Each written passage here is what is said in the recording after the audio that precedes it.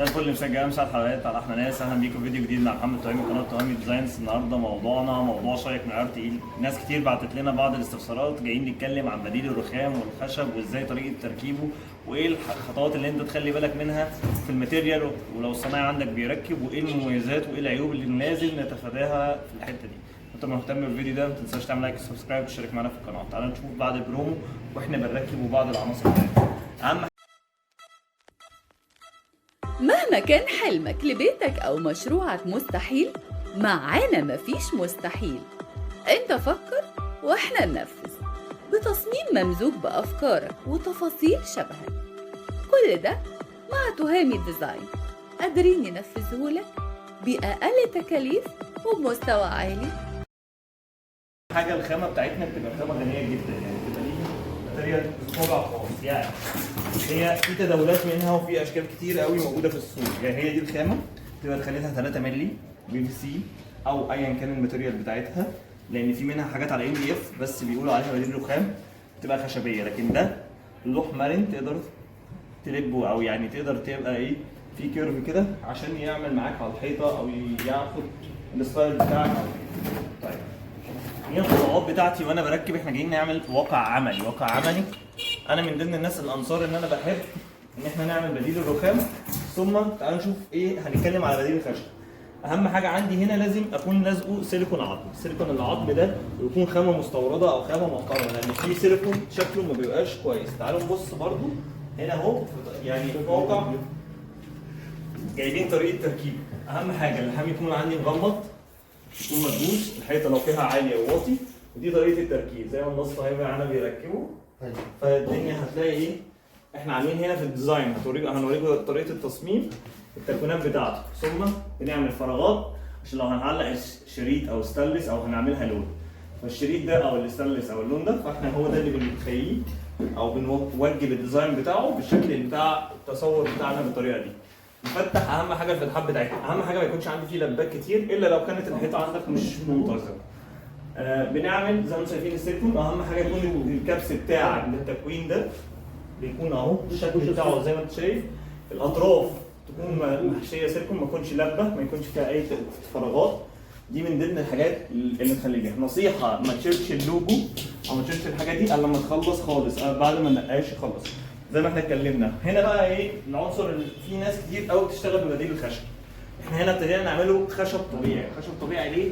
عشان لو عندي مكتبه عمري ما هعرف هنجيب اللون ده نفس الثمره نفس اللون نفس حاجات كتير قوي. يبقى بناء على التصور ده انا قدرت اشوف التصور بتاعي ان انا اقدر اخد اللون او الخشب بتاعي. ده هنا التكوين.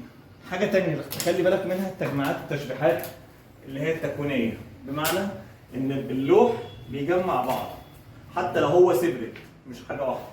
الشركه المصنعه اللي عامله خط الانتاج، يعني البدايه اللي هنا هتلاقي نفس البدايه الناحيه الثانيه هي اللي بتجمع نفس التكوين. تشبيهها هي مجمع نفس التكوين. في ناس هتيجي تقول لك ده اوبن بوك، لا الاوبن بوك ده حاجه ثانيه وهوريها لكم في تجزيعه ثانيه. دي من ضمن الحاجات اللي جايين نتكلم عنها. بنعمل ليه فراغات وليه بنعمله على شاسيه؟ في ناس كتير قوي بتوفر في التكلفه، فده بيبقى ظهره ام دي اف. ام دي اف ليه؟ لان احنا الخامه دي بتبقى مظبوطه او ماتيريال عشان تاخد العصب بتاعنا. طيب هنا بنعمل زي ليد او خروج ليد، فبيديك شكل وتكوين حاجه مستواها عالي جدا. تعالوا نشوف برده المكتبه بتاعتنا وهوريكم التكوين او التصميم. هنا اهو زي ما شفنا الخطوات. تعالوا نخش في مشروع تاني والحته بتاعتنا الثانيه اللي جايين نتكلم عنها. ده هنا خامه اهي، دي من اعمال النجاره برده والحاجات دي كلها. اهي دي الخامه دي متفرزه ومعمول لها شغل كشغل غالي جدا، يعني حاجه قويه جدا. لما يجي الاستورجي او النقاش يظبط الكلام ده كله هتلاقي النتيجه دي كامله. تعالوا نخش بقيه ايه المشروع معانا واوريكم ايه حاجات متفنشه وتكوينات ايه مظبوطه. يعني من ضمن الحاجات دي تعالوا اوريكم حبه حاجات وايه خبايا بتاعت الشغل بتاعنا. تعالوا زي ما احنا شايفين كده الحاجات التصميميه اللي احنا بنتكلم عنها حاجه تفنش. تعالى نبص تعالى اوريهم هنا هندسه ليه الحته كانت ضايعه جدا. ناس كتيره وشركات كتيره قوي ما بتعملش تجديدات، والهاوسنج ده والشاسيه والعلفه والام دي اف ده عشان يوفر في الكوست والتكلفه في الايه في التوزيع بتاعه. او بناء عليه ابتدينا نعمل التصور. بنلزق اللحام يكون معايا مقفول، قافل معايا خط لاين هنا برضو الديكلاين، ما بنزلش الارضيه عشان اي احتكاك واي كان. اللوح معايا كبير بس انا ما برضاش انزل بالارضيه عشان اوزع بيه. وبنستغل التخانات الخروج اللي احنا بنخرجها دي، بنعمل ليد لايتس وهتشوفوها في التصميم بتاعنا وهتبقى شكلها، بنحط شريحه ليد بتبقى تكوينيه شكلها شيك قوي. هنا دي الشكل هنا او التوزيعه بتاعتنا هنا اهو، برضو بديل الخشب كتكوين شرايح، احنا عاملينه خشب طبيعي، خشب طبيعي انضف وارخص، او كتكوينيا حتى لو ارخص او اغلى حسب التخانات والسمك اللي انت بتلعبها في الخشب. وده توزيعه مع التفريز بتاعه بيديك تكوينات كويسه جدا. المكتبه دي زي ما انتم شايفينها كده هتلاقوها هي دي بتتحط معايا هنا، وهو ده التوزيع بتاعها وهو ده التكوين. تعالوا نشوف من ضمن الحاجات الثانيه بقى ايه اللي بان هنا برضو، اللي احنا اهتمينا بده عشان شكل الثمره تبقى قريبه نفس الثمره بتاعه الخشب، ما يبقاش فيه توزيعات، اللون اللي هتصبغه الخشب اللي هتصبغه، الصبغه اللي هتحطها تبقى حاجه واحده. تعالوا نخش نشوف حاجه ثانيه.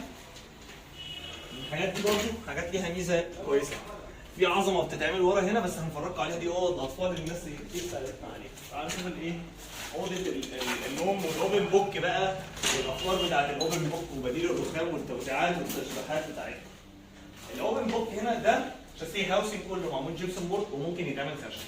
عملناه جيبسون بورد وطلعنا بيه وعصبناه بالصاج والحديد، فهو بالنسبه لي افضل. لما عملنا الشكل بتاعنا هنا بقت حاجه انضف واوقع عليها، بقى الخروج الاكسترود بتاعه عالي وممكن يتعمل ايه كخشب. ومع هنا لما نبص ورا كده هتلاقي ان التوزيع الفقره دي على الاوبن بوك، والاوبن بوك التوزيع، يعني انتوا شايفين الثمره دي لما اجي اربطها بناحيه ثانيه هنا عندي هتلاقي التوزيع بتاعها مختلف. ده كان معانا لوح برضه هنستخدمه في حته ثانيه، هتشوفوا ان الثمره اهي التشبيع بتاعها. دي الخامه لادينا كويسه بتطبع وتكسي على الحيطان. اهم حاجه الماتيريال بتاعها محترم، اللون ما بيطلعش، اللي يجي يقول لك نعمله في حمام، اللي يجي يقول لك نعمله في مطبخ، اللي يجي يقول لك نعمله كذا، قول له اركن على جنب. ايا كان لو انت جايب انضف حاجه، الخامه دي معموله ديكوريه، انت ورزقك في الالوان، لان دي صبغات. الصبغه دي مطبوعه او مطبوخه مع الخامه بعد عمر افتراضي، هتلاقي البخار والميه و الكلام ده كله يتاثر عليها، هي اتكحتت يا لون. اللي خلى بقدره قادر ان السيراميك بيروح، او خلى بقدره قادر ان السيراميك لونه الصبغه بتاعته بتروح، هتخلي حاجه مطبوعه على PVC او على ماتيريال 3 مللي مش تخانتها، التخانه بتاعتها كلها هي اللي مطبوخه بيها، ده مش رخام يا جماعه، ده موفر بديل الرخام. فاعمل بيه التكوين واعمل بيه الشكل، هيديك العناصر ويديك الديكورات. تعالوا نخش نشوف بقى اوضه الاطفال. ابتدينا نعمل حاجه ايه؟ ده خشب وخشب طبيعي، عملنا ريفلكت ما بينه وما بين الدهانات عشان التصميم يكون متجانس معايا مع التكوين. زي ما انتم شايفين كده العنصر اهو، الثمره فاضيه، الخشب ده خشب محترم جدا.